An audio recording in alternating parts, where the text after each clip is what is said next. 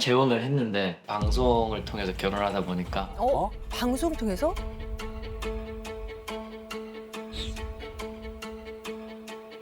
나 이거 봤잖아. 부부면 신뢰를 해야 하는데 아내가 저를 너무 못 믿어요. 한 번씩 이혼을 했었으니까 와이프가 과거의 기억에서 못 나오더라고요. 아, 정말? 이혼하고 아무도 안 만났다는 거야, 15년 동안. 그래서 그런지 자기는 뭐도 확인해야 되고 뭐도 확인해야 되고. 방송을 타고 커뮤니티 사이트에 제 얘기로 도배가 됐다고. 왜요? 바람 펴서 이혼을 당했다. 그게 꼬리를 물어서 엄청나게 커졌어요. 댓글 많이 달렸어. 나도 알아. 안 달렸지. 의심이 더 커지니까 저런 놈이라고? 얘는 아니야 하고 못 살겠으면 헤어져. 믿음의 약속을 계속 지키는 노력을 해야 되는데 언제든지 판 뒤집듯이 전 뒤집듯이 야 그냥 뒤집어. 근데 돌싱 특집 때 그때 영자랑 영철로 나오셔가지고 마지막에 이렇게 불타올라가지고 잘 되신 걸로 기억을 해요. 그 뒤로 결혼하신 건가요? 네, 결혼했습니다. 결혼한 지 얼마나 되신 이제 거예요? 한 달 됐네요. 한 달이요? 네. 완전히 신혼이네요. 네. 이제 많은 분들이 방송 통해서 제가 결혼을 해서 많이들 아시잖아요. 네. 근데 그래서 그런지 모르겠지만 사실 재혼 과정이 너무 힘들었거든요. 네. 아, 외부 사람들의 시선을 통해서 아니면 저희 둘만의 문제로 싸운 적은 단 한 번이 없거든요. 근데 이제 저희 와이프는 보니까 그 외부의 눈과 시선을 굉장히 그 불편해하고 굉장히 불안해하더라고요. 제가 낯설 방송을 나오고 악플이 정말 많았는데 그때 항상 이슈가 됐었던 그 외도 루머 사건 때도 아무 문제 없다가 갑자기 얘기를 하는데 저희 이혼 조정문이라든지 이런 걸 확인하고 싶었나 봐요. 네. 그래가지고 왜 그러냐 그랬더니 자꾸 뭐 주변에서도 얘기하고 막 루머도 너무 많고 자기 힘들다. 그러니까 그 마음은 알겠지만 그래도 나란 사람을 좀 감정을 좀 배려해서 얘기해줬으면 좋겠다라고 했는데 너무 그게 마음이 상한 거예요. 그거를 와이프는 못 이겨 하더라고요. 근데 그게 이제 힘들었던 과정의 결과가 결혼 이후에도 지속되면 어떻게 될까 사실 그게 고민이거든요. 아내는 왜 또 어떤 부분을 남편을 못 믿겠다라고 얘기하는 걸까요? 저는 맨 처음에 느낀 거는 이제 첫 번째 결혼에서 이제 아픔과 상처가 있잖아요. 네. 근데 극복을 아직까지 남아 있다는 느낌을 좀 많이 받았거든요. 연애할 때. 자기는 계속 확인을 해야 된다고, 똑같은 실수하면 안 된다고, 막 계속 확인해야 된다고 이런 말들을 좀 종종 했었어요. 어, 그 다음에 시댁도 안 가보고 결혼을 했었다고 막 이런 말을 해가지고. 진짜로? 진짜로? 예. 전혼은 왜 끝났을까요? 일단 재정적인 문제. 그런 몰랐던 게 좀 재정적인 있었고. 문제. 네. 혹시 사기 같은 거였을까요? 그건 아니고 모르는 빚. 몰랐던 빚이 이제 있었던 걸 나중에 알았는데 사실 그것도 얼마인지는 몰라요. 그걸 말하지 않고 전 배우자가 결혼을 했던 거예요? 네. 우리가 그런 걸 사기라 그래요. 사기 결혼했네. 사기야. 왜냐하면 우리가 함께 살아가면서 그 빚에 대한 부분을 공동 책임을 져야 되는 거잖아요. 그러니 이걸 숨기고 결혼했다는 건 일종의 그렇게 볼 여지도 있는 거죠. 네. 그래서 말을 물어봤더니 말을 안 한 거지 거짓말한 게 아니다. 그렇게 하니까 제가 뭐야? 뭔 소리 하고 있어? 그래서 이런 문제들이 누굴 만날 때 있을 것 같으니까 아예 단절을 해버렸거든요. 제가 아예 끊고 아무도 안 만나는 게 나는 내 치료다. 제가 이렇게 말씀을 들어보니까 첫 번째 결혼이 엄청나게 스트라이크가 컸어요. 굉장히 충격이 크고 타격이 컸어요. 네. 근데 왜 결혼 전에 가족에 대해서 아무것도 물어보지 않았어요? 왜냐면 저도 이제 어려서부터 자란 게 그러니까 온실 속 화초처럼 그냥 교회 다니고 가정적인 집에서 그냥 음악하면서 너무 원만했거든요. 근데 그런 상태로 있다가 제가 그 집도 안 가보고 했다는 거는 저 우리 집 같은 줄 알았어요, 다. 아. 우리 집 갔겠네 해서 안 가보고 갔는데 갔더니 다 다른 거예요. 그리고 나서 제가 아무도 안 믿었어요, 남자를. 그러면 남편하고 재혼을 하기 전에는 물어봤어요? 저한테 얘기해 준 건 있어서 그냥 그걸로만. 아, 들은 걸로만? 네. 아, 전원하고 똑같네요. 네. 근데 그 댓글은 제가 물어는 봐야 되겠더라고요. 그래서 큰맘 먹고 물어본 거예요. 아, 댓글을 물어보셨어요? 네, 오. 그때는 너무 겁이 났거든요. 무서웠거든요. 왜냐면 저는 여자 문제는 용납이 당연히 누구나 그럴 것 같으니까. 네. 근데 루머에 대해서 물어봤잖아요. 그때 남편이 뭐라 그래요?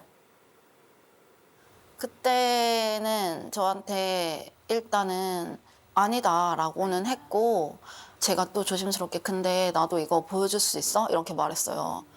보여줄 수 있는데 이제 나중에 얘기를 하기는 기분은 좀 안 좋은 거죠. 제가 자기를 아직도 못 믿는다. 그래서 저희가 가끔 그 댓글들을 좀 가져왔잖아요. 공연 동호회에서 바람피고 이혼. 상간녀와 동거 후 헤어지고 방송 나와서 재혼한 사람이 누구지?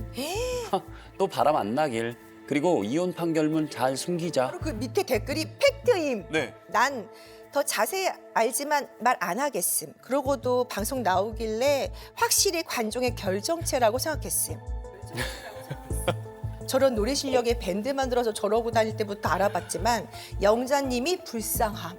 어쩐지 네. 직업도 멀쩡하고 외도 아니면 이혼할 이유가 뭐였을 거며 뭐 또 이혼 후에 면접 교섭도 잘 안 된다고 말했을 때 방송에서 애들 안 보여줄 정도로 전부인이 치 떨리는 게 있지 않을까 싶었는데 후덜덜 뭐 이런 식으로 쓴 거예요. 근데 이게 너무 구체적이고 뭐 걱정된다 막 이런 것도 많이 오고 그런 같은 거 조금 오니까 너무 조금 그래서 저는 안 보거든요. 이제 어느 순간부터.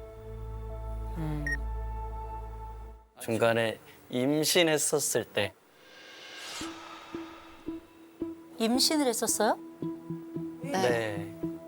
그러면 지금 혹시 임신 상태이신가요? 제가 유산을 했어요. 네, 초기에. 계리 유산이 되셨구나. 아니, 너무 힘드셨겠다. 갑자기 임신이 됐다는 거예요. 근데 너무 좋더라고요, 기분이. 예. 그걸 좋아하는 감정은 있지만 마음대로 티를 못 내겠더라고요. 예. 이거를 또 부담 주는 거 아닌가라고 해서 그때 뭐라고 했냐면 정말 나는 좋다. 그치만 너의 생각과 너의 결정을 난 존중하겠다 이렇게 얘기는 했거든요. 근데 여기서는 안 낳는다고 하더라고요. 근데 되게 서운하더라고요, 그 말이. 근데 티를 못 냈죠. 그래도 어차피 저는 와이프의 생각을 존중하기로 했으니까. 그랬는데 또 펑펑 우는 거예요. 그래가지고 왜 울어 그랬더니 아니 네가 낳는다 안 낳는다 확신을 안 주니까 내가 불안해서 그러면 선택권이 나한테 있냐? 그러면 있대요. 그래서 그러면 무조건 낳자. 그렇게 해서 낳자고 결정한 거란 그러니까 말이에요. 이거를 처음부터 했으면 되는데 사실은 저도 임신 테스트기를 했을 때 임신을 했으면 좋겠다는 바람을 갖고 있었어요. 그런데 뭔가 남자가 정말 야 이거 너무 좋다 키우자 이렇게 했으면 너무 좋았는데 약간 똘똘해지고 뭐지? 뭔 말이지 저게? 그러니까 그러면 또 내가 결정해놓고 나왔어. 그러면 또 나 독박 육아의 시작은 네가 낳고 싶다 이럴 수도 있잖아요. 그러니까 그런 모든 거가 제가 확신을 못 받았어요. 그래서 나 그럼 이렇게 하면 못 낳아 이렇게 된 건데 그래서 그때 또 힘들었죠.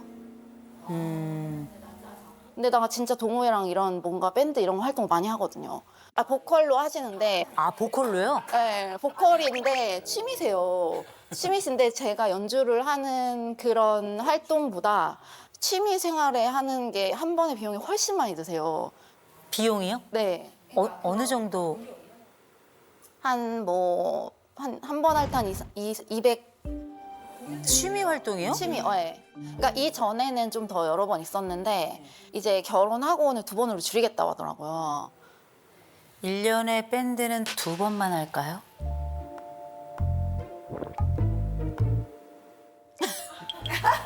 남편 월급 알아요? 정확하게 몰라요. 남편 지출 알아요? 잘 몰라요. 네. 그래서 여쭤볼게요. 남편은 거짓말을 하는 사람일까요? 거짓말을 안 할 것 같긴 한데 제가 100% 확신이 없어요. 아, 어떤 부분에 확신이 없어요? 그러니까 혹시나 뭐 얼마가 와서 얼마가 나가는데 그거를 얼마 줄여서 말한다든지. 아니 제가 이 말씀을 왜 드리냐면 아내는 남편을 캐묻지 않아요. 대신에 질문은 늘 있단 말이에요. 묻지 않을 뿐이지 질문은 있어요. 맞아요. 묻지 않은 이유는 딱 하나예요. 우리가 이게 파묘가 됐을 때 안쪽에서 혹시 험한 것이 나올까 봐 네, 이런 두려움이 있단 말이에요. 저 있어요. 남편이 자율성이 99점이에요. 연대감이 또 99점이에요. 그래서 모든 사람하고도 다 잘 지낼 수가 있는 인류애가 있는 사람이에요. 그뿐만이 아니라 자기 초월 점수도 굉장히 앞으로 뭐든지 잘 될 거다 이렇게 생각하는 사람이에요. 그래서 다른 사람들의 불안을 잘 이해하지 못하는 거예요. 이런 걸 우리가 이상주의적 왜곡이라고 불러요. 다 좋다고 보는 거예요. 다 괜찮아질 거라고 봐요. 아내가 남편하고 가장 큰 특징은 연대감이 낮아. 모두와 함께 할 수 있는 건 아니에요. 모두와 함께 할 수 있는 건 맞아요. 아니에요.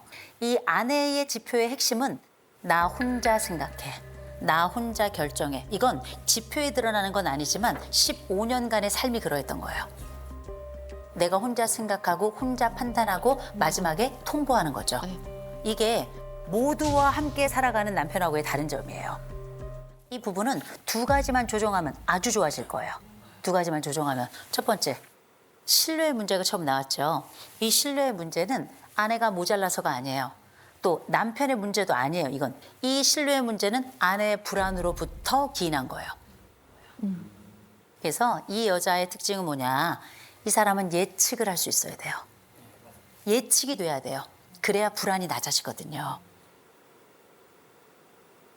밴드 하잖아요. 갑자기 알려주죠? 갑자기 알려줘요. 갑자기. 그래서 제가 그게 되게 기분 나빴었어요. 어떨 땐 내일이야. 진짜 날짜를 이제는 결혼하고 저한테 상의를 해야 되는데 이미 잡았어요. 나 이날 하겠어. 그래서 기분이 나쁘더라고요. 그러면 누구랑 상의해? 이랬어요. 그랬더니 밴드원이랑 한다는 거예요. 또 그러면 나는 그냥 얻어서 통보만 받는 사람이잖아요. 그런 게 좀 있어요. 그래서 뭘 해야 되냐면 자꾸 미리 알려주셔야 돼요. 미리 알려주셔야 돼요. 아내는 알고 나면 물어보지 않잖아요. 그렇죠? 예측하게 해주면 돼요. 네. 당연히 아내도 혼자 오랫동안 해왔던 그 세월에 배려는 말이에요. 혼자 결정해서 이 사람에게 이게 가장 적은 피해일 것이다 라고 얘기하는 게 아니고 사전에 이 사람에게도 알려줘야 되는 거거든요. 서로 예측할 수 있도록. 그래서 두 분은 마음속에 배려만 안 하면 돼요. 배려하지 말고 질문하세요. 질문을 통해서 확인만 하죠. 바로 안심이 될 거예요. 네. 두 번째 더 어려운 문제가 남아있어요. 돈. 근데 이 집은 그냥 부부가 아니라 복합가족이에요. 복합가족이라서 조금 어려운 지점들이 있어요. 이를테면 남편 쪽 아이에게 양육비는 얼마나 나가지? 아이를 봐주는 장모님께 돌봄비는 얼마가 나가지? 아무도 모른단 말이에요.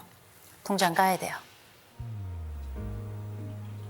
적어도 한 달에 한 번 정도는 저희가 재정회의 같은 걸 좀 하시면 좋아요. 각자 얼마의 지출이 있는지, 얼마의 수입이 있는지, 그리고 둘 간에 합의된 미래의 공동금액은 어떤 걸 하고 또 얼마를 낼지 합의된 재정회의를 좀 하셔야 될 것 같아요. 네. 그렇다면 최고의 부부가 될 거다라는 생각이 들고요.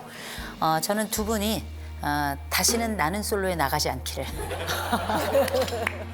전 국민이 지켜보고 있어요, 이제는.